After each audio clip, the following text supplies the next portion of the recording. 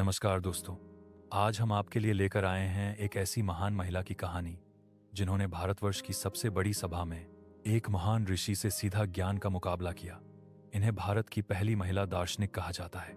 इनका नाम है गार्गी वाचकनवी। अगर आप इस चैनल पर नए आए हैं तो कृपया चैनल को सब्सक्राइब कर लीजिए और बेल आइकन दबा दीजिए। हम कोशिश करेंगे कि आपके लिए ऐसी ही प्रेरणादायक कहानियां लाते रहें। और हाँ, अगर आपने अभी तक नहीं देखी तो हमारे पिछले वीडियो भी जरूर देखिए। रामायण के वीर गिद्ध जटायु महाराज की भावुक कहानी और भगवान बुद्ध के प्रिय राजा बिंबिसार की गाथा लिंक डिस्क्रिप्शन में है। अब चलिए शुरू करते हैं आज की कहानी। राजा जनक, मिथिला के राजा, वही राजा जिन्हें विदेह कहा जाता था, मतलब शरीर में रहते हुए भी शरीर से परे। खेत जोतते जोतते समाधि लगा लेते थे। इन्हीं महान राजा जनक ने एक बहुत बड़ा यज्ञ करवाया। इनाम रखा 1000 गायें, हर गाय के दोनों सींगों पर 10-10 सोने के सिक्के बंधे हुए। सवाल सिर्फ एक था, ब्रह्म क्या है?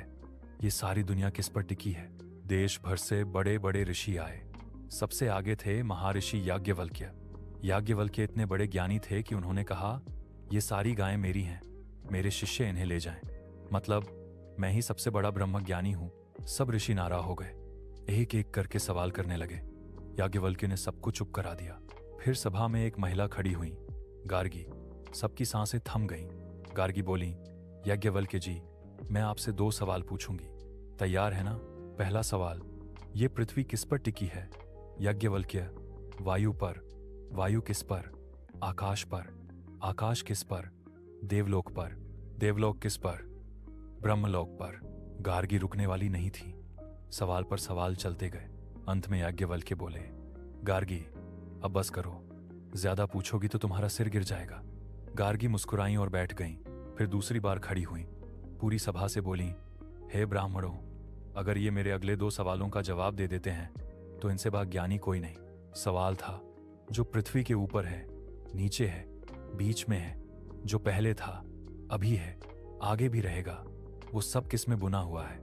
याज्ञवल्क्य बोले, अव्यक्त आकाश में। गार्गी, फिर वो अव्यक्त आकाश किसमें बुना है?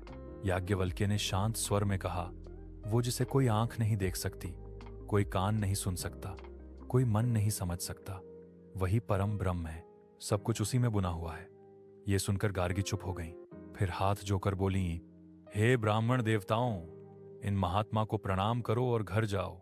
इनसे बड़ा ज्ञानी इस सभा में कोई नहीं। सारी सभा तालियां बजाने लगी।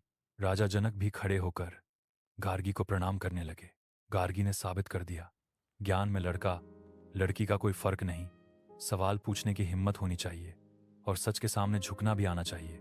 आज जब कोई बहन बेटी पढ़ने जाती है, सवाल करती है, तो कहीं ना कहीं गार्गी की आत्मा खुश होती है। जय सनातन धर्म की, जय श्री राम।